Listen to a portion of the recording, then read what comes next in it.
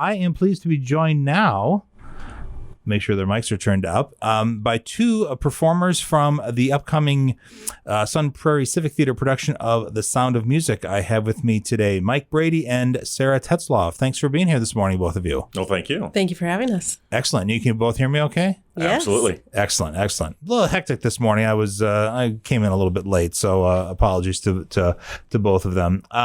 So Mike, I'll start with you. You are playing in the production.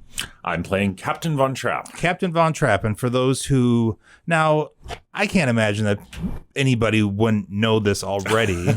But I mean, growing up, I'm of a certain age that I think it was either every Christmas or every Thanksgiving.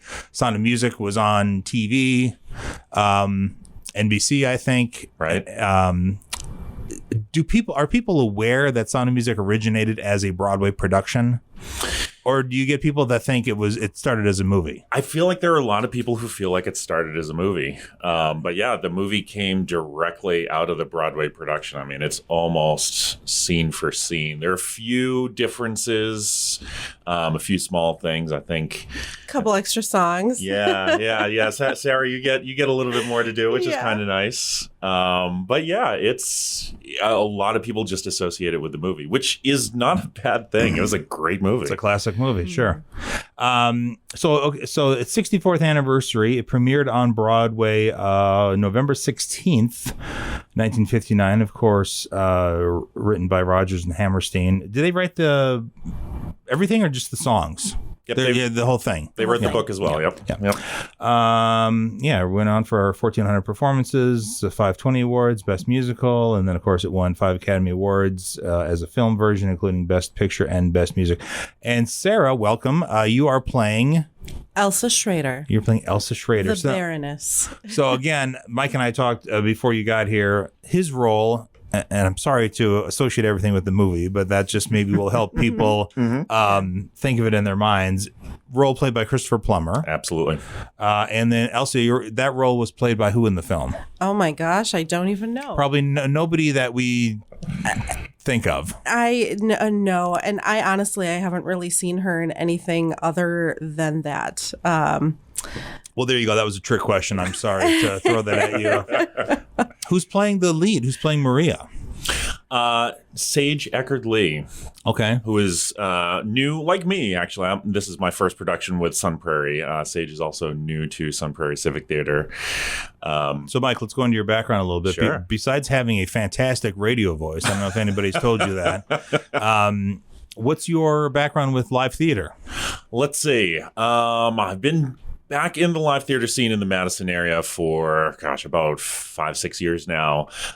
Primarily working out of Verona and a little bit in Madison as well. So Verona Community Theater, the Madison Savoyards, which is more Gilbert and Sullivan operatic style. Mm-hmm. I've been in probably a dozen productions in that time. I've kept myself pretty busy with those. This is my first time with Sun Prairie Civic Theatre, though. It's been a very exciting experience.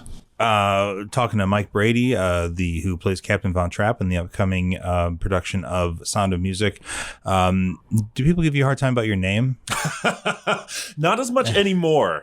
Again, I'm showing my age. Yeah. Well, I mean, we all are. But yeah, certainly as a kid, when the Brady Bunch was on reruns, a lot more. I got it all the time, and it was always. It was also, where's Carol? Irritating, and how dare you bring it up? Right, exactly. I've made my peace with it. It doesn't come up a whole lot nowadays. Now, Sara, you've been involved in the Sun Prairie Civic Theatre a little bit longer than Mike. Tell us a little bit about your background with the Civic Theatre. Sure. I started with the Civic Theatre with Matilda, which was our first production out of the pandemic. Okay. Everyone wore masks, and it re-woke the monster inside of me that must be performing at all times. And so I've been a part of just about every production that we've done since then in 2020. So, yeah, this is my 4th performing and my 6th overall. So when you say that everybody wore masks during Matilda, the performers wore masks? Yes. Or how is that different as a performer to need to wear a mask? Is that I mean, I think as an audience member, you miss seeing the emotion on the actors' faces, but how is it as a performer? It's difficult as a performer, especially from a diction perspective. You need to be very clear with your consonants when you're wearing a mask in order for things to carry through, especially if you're not mic'd. So this is much better to be performing without a mask. It feels much freer. And you've also been behind the scenes, correct, Sara, at some productions? Yeah, I directed the youth theater program the past 2 summers. So if you saw Cinderella Junior this past summer, I was behind the scenes directing the kids for that. Okay. And what do you prefer, being on stage or being behind the scenes? That's a real $2 question. It's a tough call. I prefer being on stage, but I wouldn't trade the experience of working with those kids. And it's really wonderful because now some of the kids that were in that production are in The Sound of Music. And so we just get to build that relationship, and I get to see how they grow as a performer. It's really fun. Awesome. Mike, we were talking a little bit earlier before we went on mic about the last time that this was put on by the Civic Theater, which I think was 2001. Is that correct? Right. 2001. Yep. And tell our listeners a little bit about there's some connective tissue between the two productions. You're right. There really is. There's some fun little connections there. So for one thing, it's the same director that we had back in the 2001 production, but a lot of people from that production have actually returned in different roles. So our Maria from back then, for example, Elise now plays Mother Abbess in our production, so kind of the opposite side of the Abbey coin there. Dan Presser played Franz, I think, in the 2001 production, and now he's playing Max alongside me and Sara.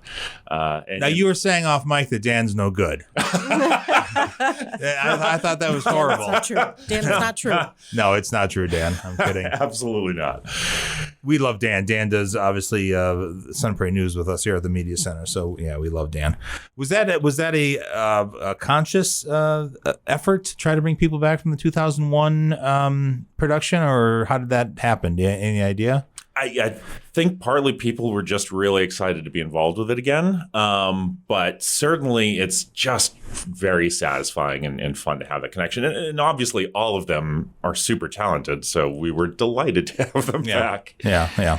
Sara, for anybody who doesn't know, and maybe there are some younger people out there who don't know, this is the quiz portion of the interview. Give us the synopsis of The Sound of Music. What's it about? The synopsis of The Sound of Music: Maria, who is a postulant at the Abbey, she wants to be a nun. She's just free and wildin' and living, and she is having a hard time adjusting to the ways of the Abbey life. And so she gets sent to the Von Trapp family. There's 7 children. She is to be their governess, and she brings music into their home and laughter and love, and she just changes the course of their entire lives. But this is also happening in the 30s, around the time of, the Anschluss of Austria and the World War.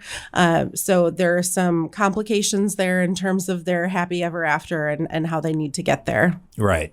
Now, it's been a while since I've seen the movie, and I'm kind of embarrassed to admit that I've never seen it as a musical, so I apologize for that. Well, now you have your chance. Now I have my chance. Definitely. But yeah, my memory of seeing the movie as a younger person is that, it's kind of a fun thing, and then it kind of takes kind of more of a serious turn, maybe about 2/3 in or halfway through or something. So, and again, we kind of covered this already, but the musical, Sara, really, I should say the movie and the musical are pretty faithful to each other. Is that accurate? That is accurate. There are a lot of similarities, as Mike mentioned. There are a couple of departures to make it a little bit more cinematic for the movie.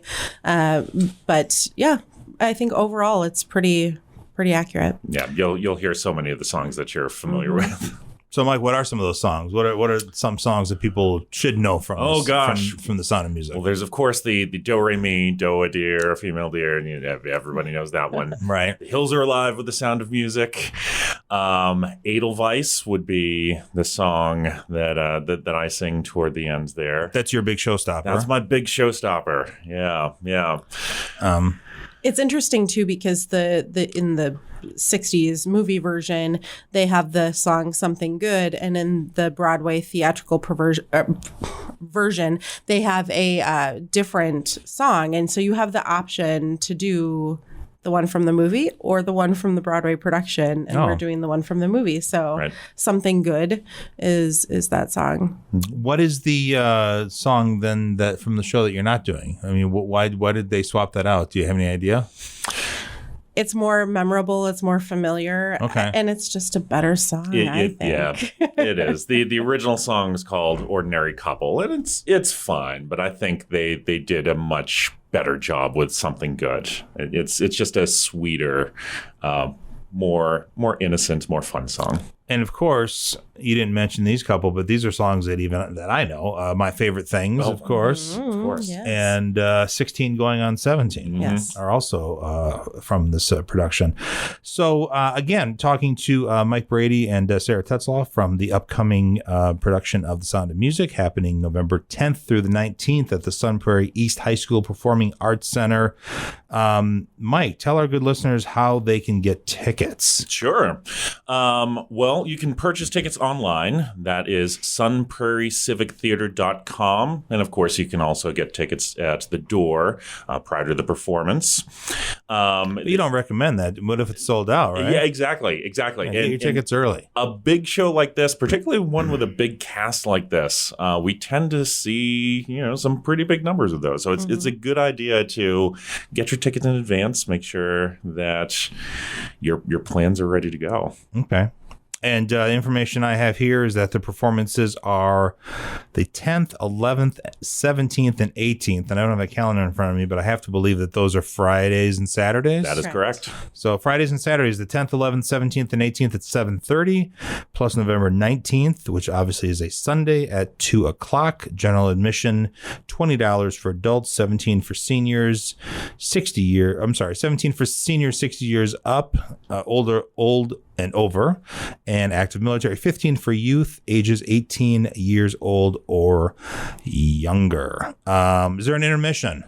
Yes. There is yes. It's a long show. Yeah. Intermissions are all the, the controversy now because of the new Martin Scorsese movie that's like 3.5 hours long, and people saying, we need a bathroom break in this movie. But right.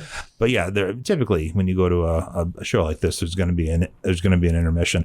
Tell me a little bit, Sara, about what was the audition process for this like? How did you get involved in this particular production? Yeah, so one nice thing that I think has sort of come out of this compared to other auditions I've been to is everything is done in smaller groups, I think, than compared to previous productions. So you sign up for an audition date, an audition time. You get up there, you sing your 32 bars of whatever song you have prepared. You do the readings that they suggest for you, and then they decide whether they want to call you back or not. Okay. And so you're either called back just generally or for specific parts. I was called back for Elsa's role. And then there were probably 6 or 7 other Elsas and 4 or 5 other Maxes. And we had to sing specific bars from specific numbers and read together. And then there's the deliberation process of who gets what part.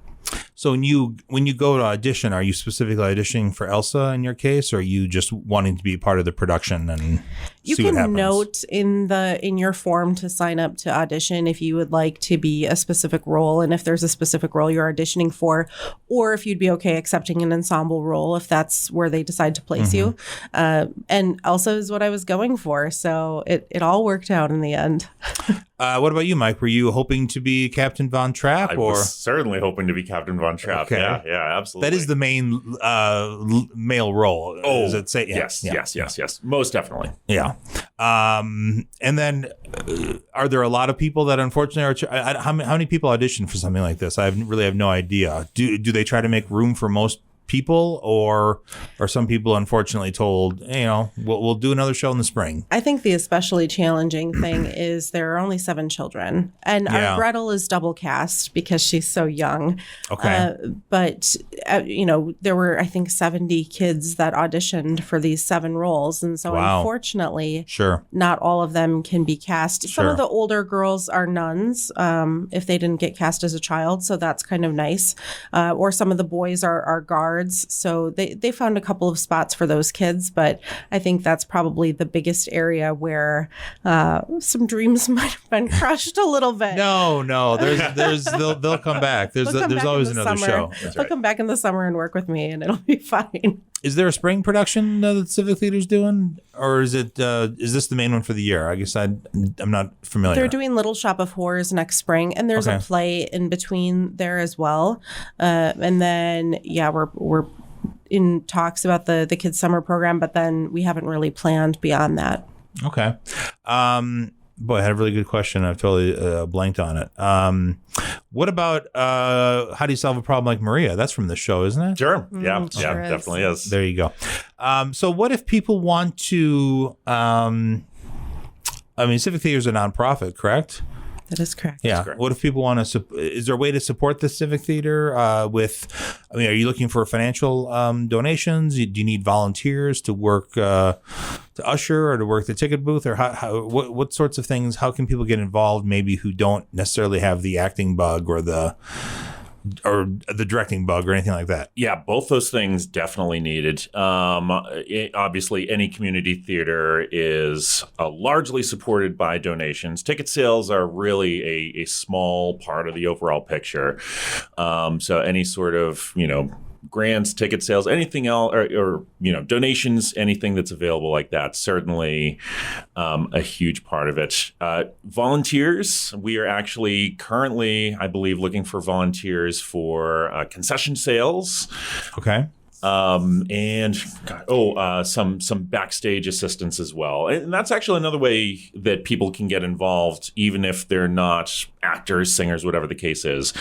There's always stage crew opportunities, ways to help out backstage. Pretty common thing, and a nice way for people to kind of get the acting bug, even if they don't want to act themselves.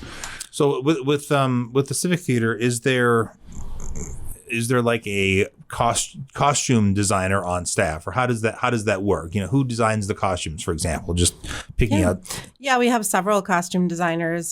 Debbie is our primary costumer, and underneath the barn there is an entire basement, basically, of costumes. As far as the eye can see, there's so many of them there, and so she goes through with the other people that are helping with costuming and takes everyone's measurements, goes through and pulls selections for every character.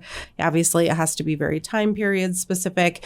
That is one area where we sometimes get donations, as people will donate formal gowns, for example, that maybe didn't sell, or things like that. And then, she costumes everyone in the cast. Okay.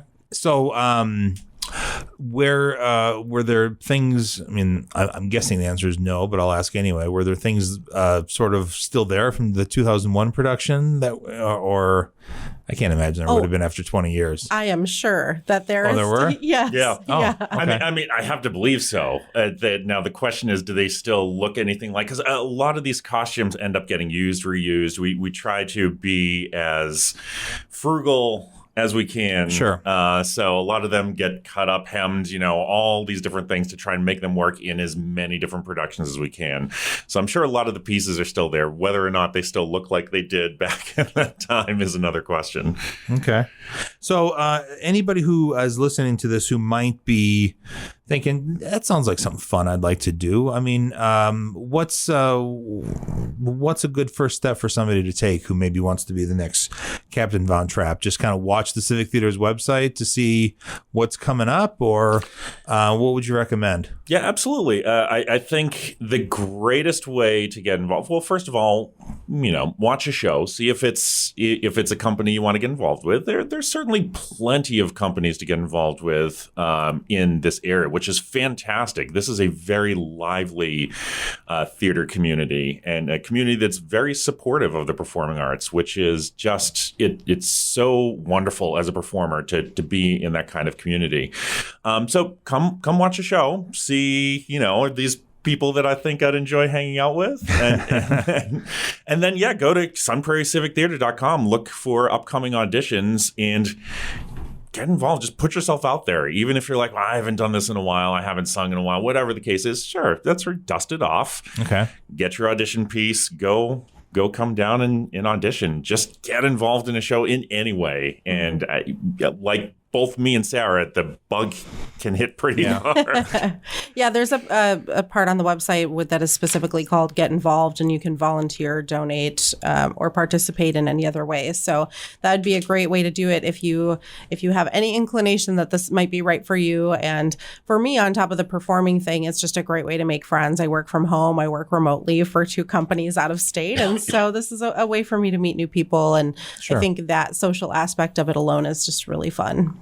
I know the question that I meant to ask earlier that I forgot, Sara. You mentioned one of the child actors was double cast. Can you explain what that means?